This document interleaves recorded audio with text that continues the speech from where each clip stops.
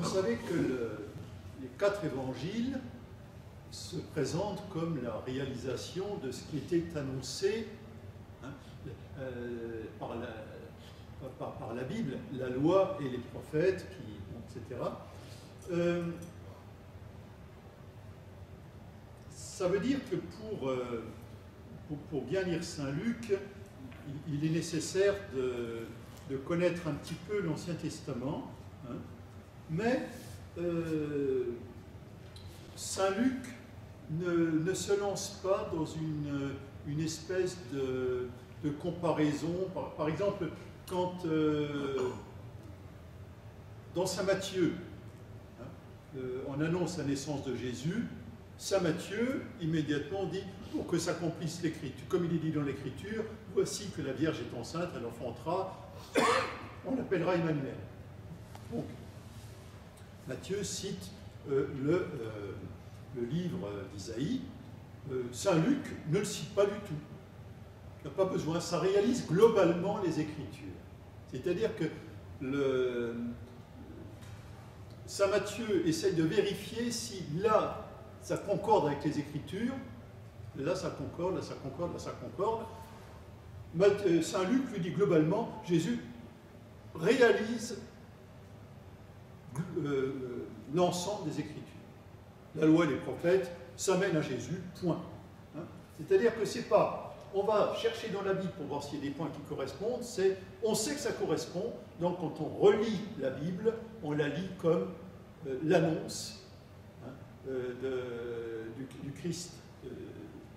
Par contre, de temps en temps, parce que Luc écrit pour des gens qui ne sont plus en Palestine, qui ne connaissent pas le temple il va être détruit d'ailleurs, de temps en temps, il devra donner une petite explication. Pourquoi est-ce que les parents de Jésus vont au temple avec Jésus? Pourquoi est-ce qu'ils sacrifient une tourterelle? C'est parce que c'est marqué dans le livre de la loi. Et pourquoi il indique ça? C'est pour indiquer, d'abord pour que les gens comprennent le sens, mais c'est aussi pour montrer que Jésus ne s'estime pas au-dessus de la loi. C'est pas, Jésus n'a pas besoin d'obéir à la loi. Là encore, c'est une réponse aux communautés chrétiennes disant, si on est chrétien, on n'a pas besoin d'obéir à la loi. Mais Jésus, lui, il n'a pas estimé qu'il était au-dessus des lois. Donc, avec ses parents. Bon, donc, ce qu'il faut retenir, c'est qu'il ne faut pas s'étonner si dans l'évangile de Saint Luc, on ne trouve pas de longues citations de la Bible en disant, voilà, comme on dit les prophètes, etc. C'est une affaire globale, hein, même si, de temps en temps, Jésus lui-même montre qu'il interprète l'Écriture. Mais il y a une raison particulière, c'est-à-dire que c'est quand Jésus lui-même en parle. Donc là, on cite un petit peu des paroles de Jésus lui-même. Il y en a une, notamment, qui était une interprétation du psaume 110. Alors, c'est quoi le psaume 110? Bien. Le problème, c'est Jésus est fils de David. Alors, fils, ça veut dire de la descendance, hein, on est d'accord, mais ça veut dire aussi celui qui reprend complètement l'héritage. Le fils, c'est comme dans les entreprises, père et fils. Hein, c'est le fils qui reprend l'affaire. Donc, il n'y a pas de différence. Mais si Jésus est fils de David, peut-il être en même temps le Seigneur? Est-ce qu'il est simplement le descendant de David ou est-ce qu'il est plus que ça? Est-ce qu'il est vraiment le Fils de Dieu? Alors Jésus cite le psaume 110 en disant, mais David, quand il écrit le psaume, dit, le Seigneur a dit à mon Seigneur, siège à ma droite, et je ferai de tes ennemis le marchepied de ton trône. Alors, si le Seigneur a dit à mon Seigneur, si David parle du Seigneur qui a dit à son Seigneur, ça veut bien dire qu'il y a un Seigneur au-dessus de David et qu'il n'est pas Dieu. Mais à part dans cette circulation-là, Saint Luc ne cite pratiquement jamais les Écritures. Donc, ce qu'on peut retenir déjà, pour notre lecture de Saint Luc, c'est que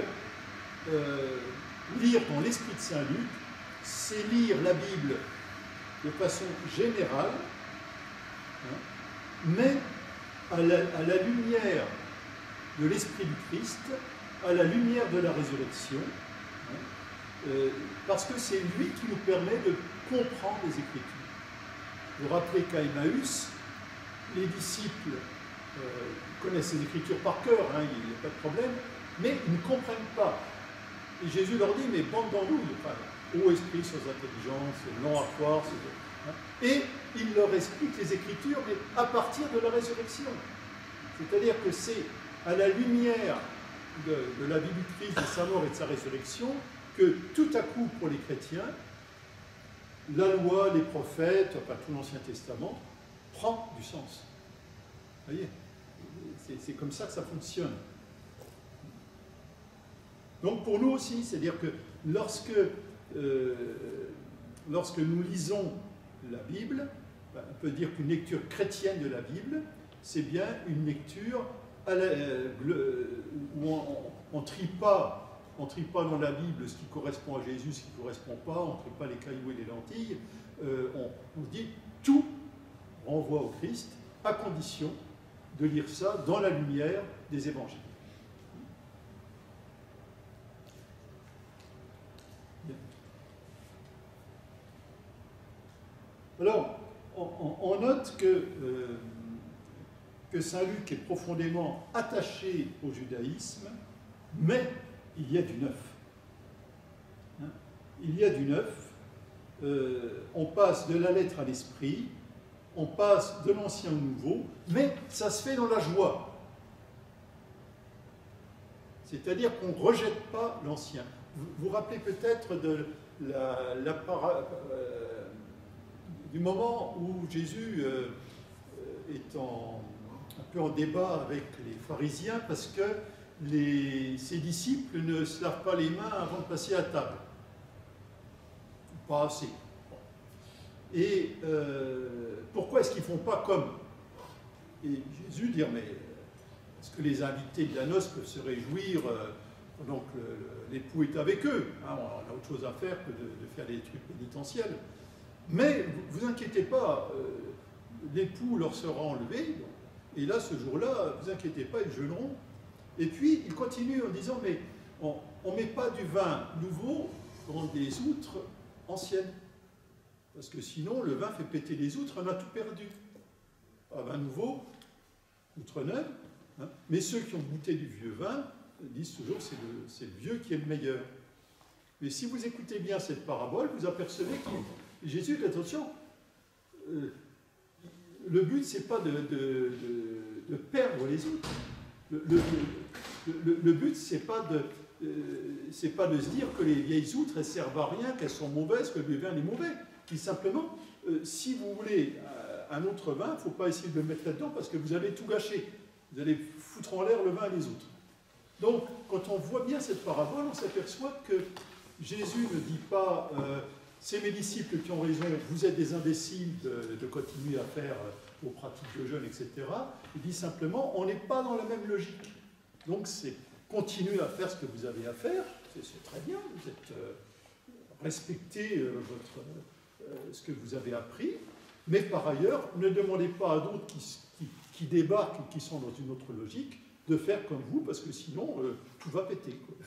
Vous voyez la logique, hein? Donc, il ne faut pas, chez Luc, opposer le neuf et l'ancien.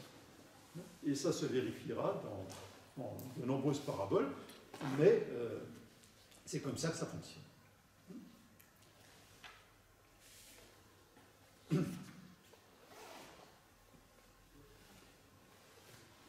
Alors,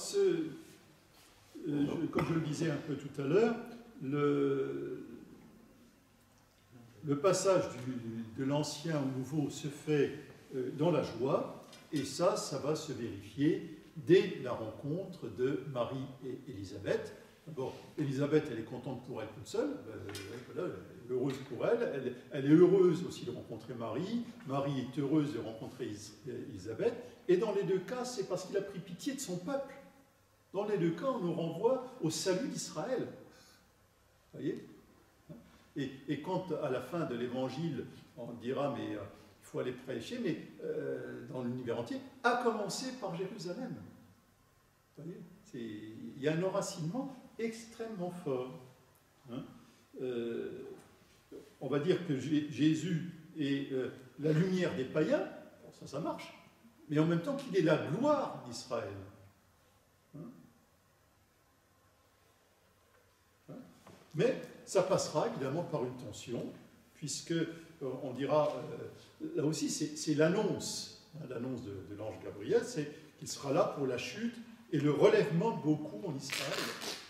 C'est-à-dire qu'effectivement, et ça c'est l'expérience de terrain, le christianisme et la prédication de Jésus d'abord va opérer des débats et des tensions et des divisions, d'abord en Israël, et avant que ce soit entre les Juifs et les païens, c'est déjà entre les Juifs. Là.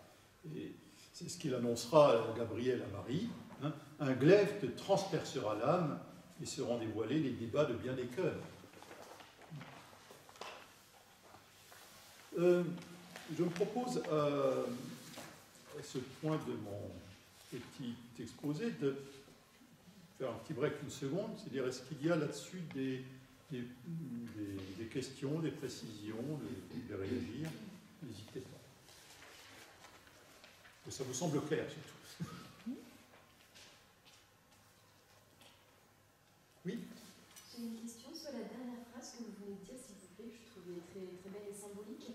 Un glaive te transpercera l'âme et l'annonce qui était faite à Marie. Oui. Et après, j'ai pas la suite. Et ainsi seront dévoilés les débats de bien des cœurs. D'accord. Là encore, ça paraît tout bête, un glaive te transpercera l'âme, mais il faut se rappeler que Luc est un compagnon de Paul. Hein. Elle est vivante, la parole de Dieu, est plus acérée qu'un glaive à deux tranchants, elle sépare les pensées et les moelles, etc. C'est-à-dire que le glaive qui transperce l'âme et qui effectivement oblige, je dirais, à se mettre face à la réalité et éventuellement à faire des choix, c'est d'abord la parole. Il ne s'agit pas de... C'est pas d'abord l'annonce de sévices matériels, mais c'est ça. Hein. Et vous voyez comment, justement, le problème de Luc, c'est que la culture derrière qui fait que les mots résonnent, par exemple le glaive, etc., il faut la chercher de temps en temps chez saint Paul. Bon. Ça va? D'autres questions? C'est bon? Alors, dans Luc, on va voir un rapport un peu particulier de Jésus à sa famille. C'est saint Luc qui nous montre Jésus à Nazareth avec ses parents, qui va au temple, etc. Donc, on a l'impression que saint Luc, plus que tout le monde, nous présente la famille modèle. Hein. Mais on constate que, d'abord, dans saint Luc nous montre Marie comme celle qui médite, qui interroge, qui se pose des questions, mais qui ne comprend pas immédiatement. Et probablement que c'est aussi là, pour saint Luc, c'est la figure même de l'Église, qui accueille une parole, qui a la parole de l'ange, mais l'ange est l'envoyé, hein, c'est le mot d'Angelos, c'est l'envoyé, donc qui entend une parole, qui la surprend, qui l'étonne, qui la trouble. Marie est troublée, elle est émue, elle est bouleversée, elle est déstabilisée par une parole, hein, et elle interroge et elle ne comprend pas immédiatement. C'est ce qu'on va trouver avec l'épisode de Jésus au temple. Il ne comprit pas ce qu'il lui disait, les parents, et après, Marie gardait tout cela dans son cœur. C'est-à-dire que les événements et les paroles, chez saint Luc, ne prennent pas tout leur sens immédiatement. Ça nous renvoie encore aux disciples d'Emmaüs. Il leur faut tout un temps de cheminement dans un dialogue avec le Christ pour enfin que leurs yeux s'ouvrent. Et il faut du temps. Mais chez Saint Luc, on remarque que Jésus prend une distance assez forte avec sa famille. C'est-à-dire que pourquoi est-ce que Marie est sa mère? C'est pas parce qu'il est né d'elle, c'est parce qu'elle a accueilli l'Esprit. C'est-à-dire que la famille de Jésus va d'abord, et il le dira plusieurs fois, qui sont ma mère, qui sont mes frères? Ceux qui accueillent la parole de Dieu et qui la gardent. Heureux celle qui t'a enfanté, heureux plutôt celui qui accueille la parole de Dieu. C'est-à-dire que Jésus marquera toujours une distance, non pas pour rejeter sa famille terrestre, mais pour marquer que ce qui fait qu'elle est vraiment sa famille, ce n'est pas génétique, c'est spirituel. Marie est la mère de Jésus parce qu'elle a accueilli l'Esprit et pas parce qu'elle l'a enfanté. Vous voyez? Et du coup, cette spiritualité va pouvoir s'appliquer à chacun de nous. Toute personne accueillant l'Esprit est fils de l'Église, on pourrait dire autrement, toute personne accueillant l'Esprit peut porter le Christ au monde. Bon. C'est ce qu'on retrouvera chez Saint Jean plus tard. Nul ne peut accueillir le royaume s'il ne renaît d'eau et d'esprit, ou ceux qui du royaume, ils ne sont pas nés de la chair, ni d'un vouloir d'homme, etc., mais de Dieu, par l'accueil de la parole. Donc, l'accueil de la parole qui se retrouvera d'ailleurs chez les théologiens, chez les peintres, c'est la parole qui fait naître, et c'est pour ça qu'on trouvera dans Molière, je crois, je ne sais plus si c'est en balade imaginaire ou autre, mais ne savez-vous pas, monsieur, que les enfants se font par l'oreille? Parce qu'effectivement, vous voyez que Marie conçoit par l'écoute, par une oreille attentive, c'est là qu'arrive la conception de Jésus, symboliquement. Donc, dans Molière, ça devient une occasion d'amusement, mais c'est ça l'idée.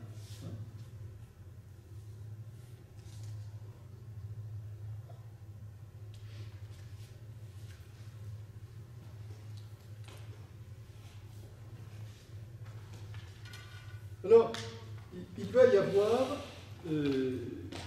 chez Saint Luc une autre ligne de réflexion, un problème. Si Jésus est rejeté, parce qu'il a quand même été un peu rejeté, bon, et si pourtant c'est une bonne nouvelle pour le peuple, alors comment ça marche? Eh bien, dans Saint Luc, il va y avoir un problème avec les chefs. Ça va être le problème des chefs.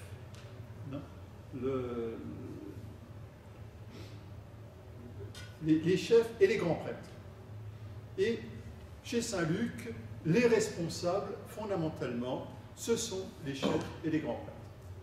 Ce sont eux qui, finalement, n'ont pas su guider le peuple vers la lumière, mais qui, au contraire, se sont opposés.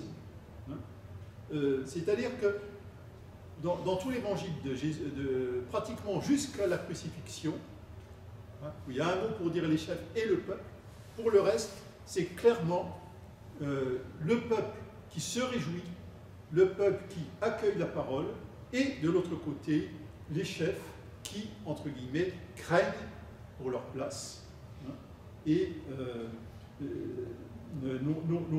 n'osent pas l'arrêter uniquement par peur du peuple. Par exemple, en Luc 19, les grands prêtres, les scribes cherchaient à faire périr, et aussi les chefs du peuple. Et ils ne trouvaient pas ce qu'ils pouvaient faire parce que le peuple était suspendu à ses lèvres. Etc. Et par exemple, au pied de la croix, le peuple restait là à regarder. Les chefs, eux, ricanaient. Vous voyez l'opposition. Et les filles de Jérusalem pleurent sur Jésus. Donc, vous voyez une extrême bienveillance envers une population en attente de bonnes nouvelles, en attente de guérison, en attente de renouvellement, et en même temps la dénonciation de ceux qui finalement ne tiennent pas compte de ce peuple et refusent de voir ce que Jésus en train de faire. Il leur importe peu que le peuple se retrouve espoir. Eux, ce qu'ils craignent, c'est la destruction de leur système. C'est ce qui va expliquer pourquoi Luc va insister dans ses paraboles, par exemple, sur les vignerons homicides. Les vignerons, ce n'est pas le peuple. Les vignerons, ce sont les chefs. Symboliquement, la vigne du Seigneur, comme dit le psaume, c'est Israël. Et les vignerons sont là pour que la vigne donne son fruit, donne son meilleur vin. Et les vignerons ne vont pas vouloir donner ne vont pas accueillir la demande du propriétaire de la vigne, qui demande à ce qu'on lui donne la récolte. Il envoie son fils, ils vont tuer le fils. Donc là, c'est très clair qu'on ne vise absolument pas les Juifs en général, Israël en général, mais qu'on vise les responsables qui ont tout bloqué. On va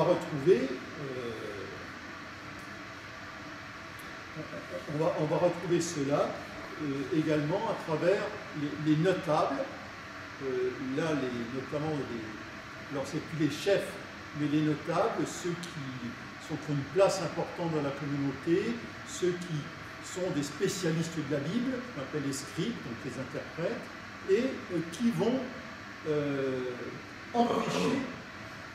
empêcher les petits d'accéder à Jésus. Rappelez-vous, Zachée, il est bloqué parce qu'il est trop petit. Les autres font écran. Il grimpe dans un sycomore, il est juif, Zachée. Mais c'est un pécheur public, puisque c'est un publicain, un collecteur d'impôts, et on va lui refuser le droit d'accueillir Jésus chez lui. Qu'est-ce que Jésus va foutre chez ce type? Et donc, c'est là où Jésus va réagir. Mais notez bien qu'il ne critique absolument pas la façon de vivre des scribes et des pharisiens. Ce qu'il va critiquer, c'est ce jugement sur le fait que Zachée est pécheur, et donc il est infréquentable. Et ça, c'est là où Jésus va se lancer dans un certain nombre de paraboles pour dire, attendez, réfléchissez un peu.